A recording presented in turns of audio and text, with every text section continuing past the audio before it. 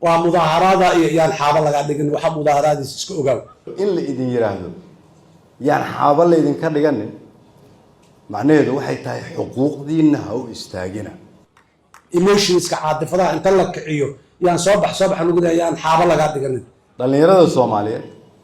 oo madaxweynihii hore uu lahaa yaan xaaba la idin ka dhiganin ujeedadiisu waxay tahay anigu aan xaaba idin ka dhigto ee ha ilaashanina xuquuqdiina waxa aad u mudaaharaadaysa iska ogow dantaada ma ku jirtaa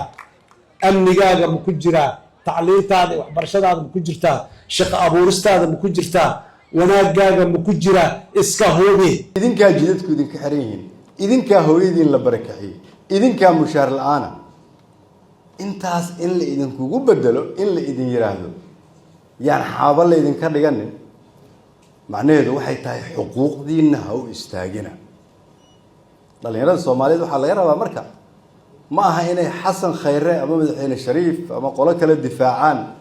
ama nin xasan sheekh la yiraahdo waqtigu ka dhamaaday ilaalinayaan waa inay ka shaqeeyaan dalkan mustaqbalkiisa sida loo ilaalin lahaa